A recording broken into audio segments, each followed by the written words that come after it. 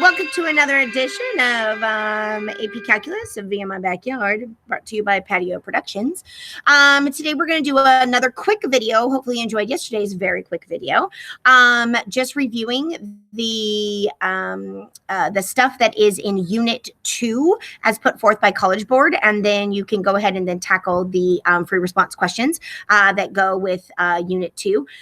Again, I had made a teeny little rookie mistake about the journal thing, so I'll talk more about that at the end, but let's go ahead and get this PowerPoint pulled up, and so you guys can just start thinking about what topics there are on Unit 2.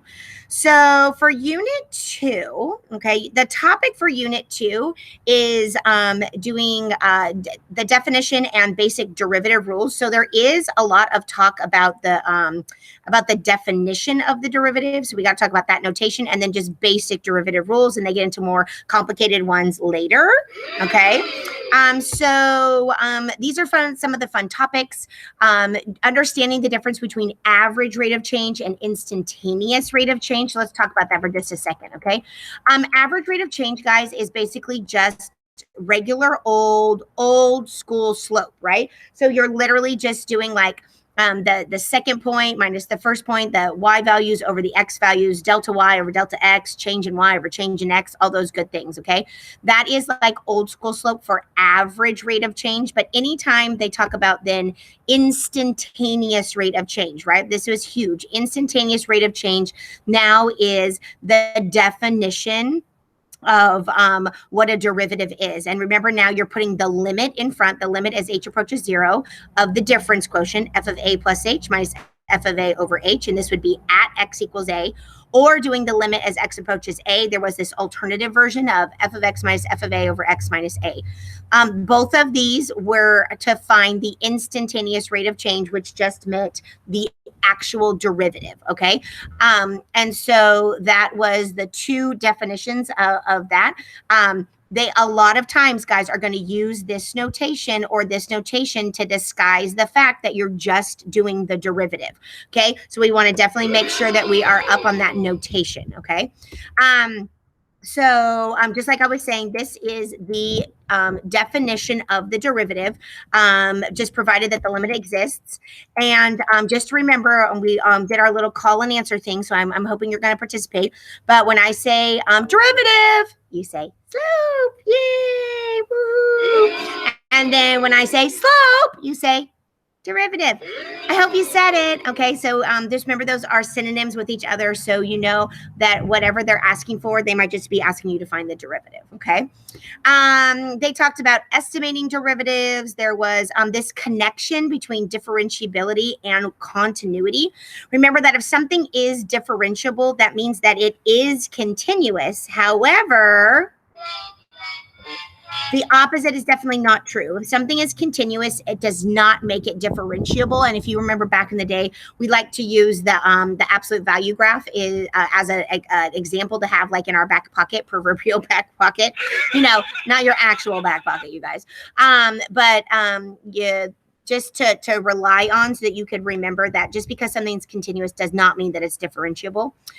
We had the power rule for finding derivatives, and like, so pretty, pop and drop, right? So nice, so beautiful.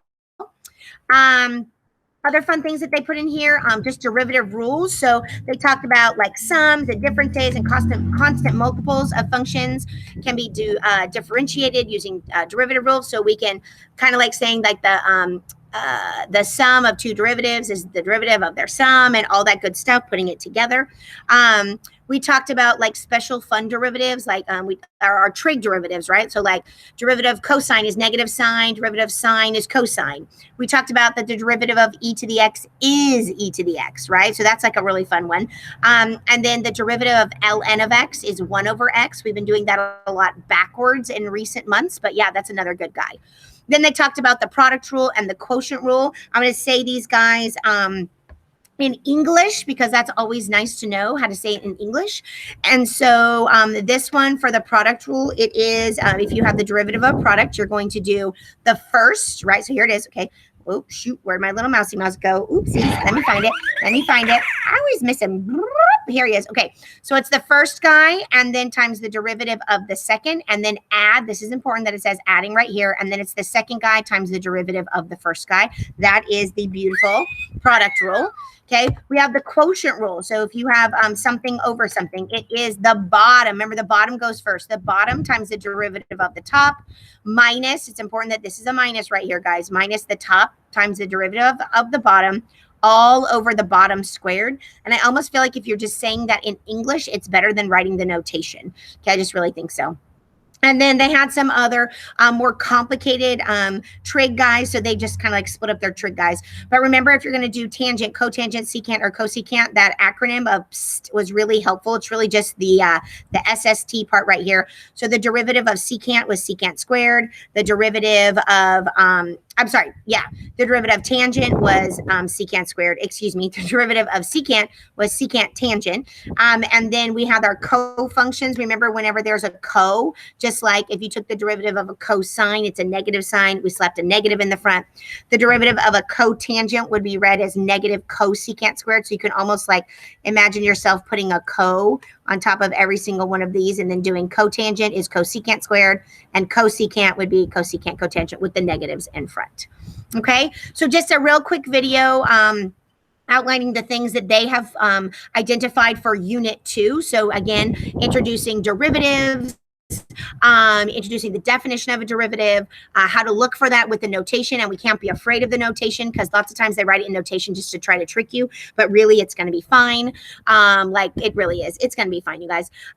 So then now what's going to be our homework for tonight? Okay, so you're going to answer some free response questions about Unit 2. So this time there happens to be a part A which is one question, and then part B has 2 questions to it.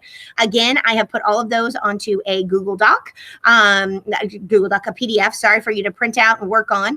You're going to take a picture of that to submit for your homework.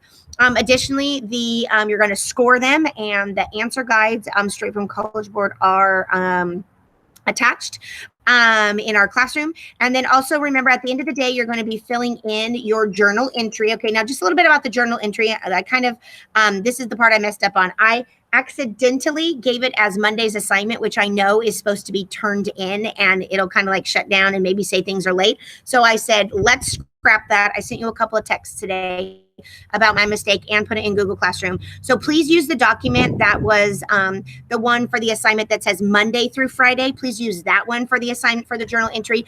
Add to it every day. You're not writing paragraphs, guys, right? In this spot right here, like what do you confidently know? Just maybe you're listing some bullet points or some bullet points over here of what you need to practice, okay? So just like just kind of outlining it for yourself on what was good for you. Like, yep, this was good. And then this is what I need to like go back and brush up on. Okay. That's basically it, guys, for our quick little PowerPoint today. And so the end. Okay. Get out there, do your free response questions. If you want to work on them with people, that's great, but still try to make sure that you're relying on your own self. Grade them with fidelity. It doesn't help you to sit with the answer key. Like really try them first because you're really trying to see where you're at, right? Like where do you need to put your efforts and what do you need to practice on? Again, come see me in office hours if you have any questions. Maybe you don't. So I guess that's it, right? So I guess I'm going to fanfare myself on out of here, and I hope you guys have a great day. Bye. See ya.